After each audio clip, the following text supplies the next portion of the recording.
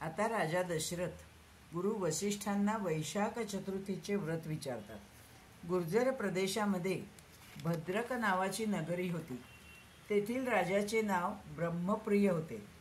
सर्वज्ञ अशा त्या राजाची पहिली पत्नी जगती रजोदर्शन होताच मृत होत होती. दुसरी तिसरी चौथी अशा सर्व 5ही पत्नी त्याच्या मृत झाल्या. तेव्हा दुःखी राजा प्रधानांवर कार्यभार सोपवून वनामध्ये जातो. तेथे गुरु भेटतील या आशेने तेथे राहतो. तेव्हा श्वेतकेतू भेटतात. विनयाने प्रणाम करतात राजे त्यांना. गुरु त्यांचे क्षेमकुशल विचारतात. तेव्हा तो सर्व राज्याच्या आणि सर्व राण्यांच्या मृत्यूबद्दलचा वृत्तांत सांगतो.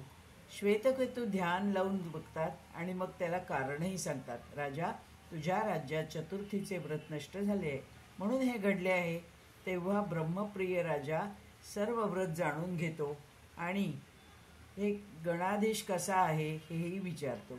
मी हे व्रत करेन असेही सांगतो. तेव्हा श्वेतकेतू स्वतःची पूर्वाश्रमाची एक वृत्तांत कथा सांगतात. ते म्हणाले, माझे वडील उद्दालक त्यांनी मला शांतिलाभासाठी चिंतामणीचे ध्यान कर असे सांगितले.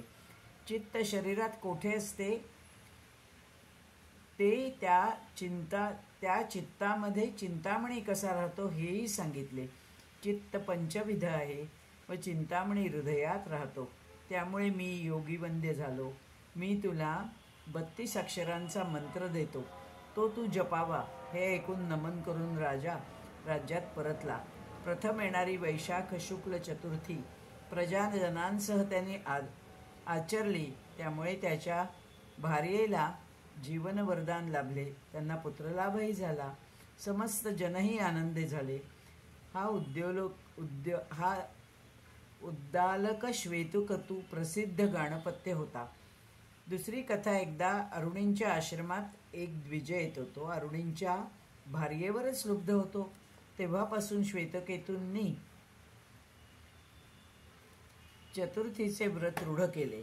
आणखीन एक कथा अशी आहे की एक लंपट द्विज होता.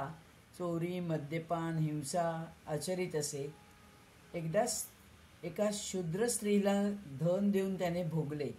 शूद्र परगावी होता. घरी आल्यावर क्रोधाने शस्त्राने त्याने द्विजाला मारला. त्या दिवशी चतुर्थी होती. द्विज तर शस्त्राने विद्ध झाला आणि उपाशी राहिला त्या दिवशी व पंचमीला मेला. अशा पद्धतीने प्रत्येक चतुर्थीच्या व्रतामुळे आपल्याला वेगवेगळ्या कथांमधून चतुर्थीचं महात्म्य समजतं आहे. जय जय गणेश, जय जय गणेश, जय जय गणेश देवा. धन्यवाद.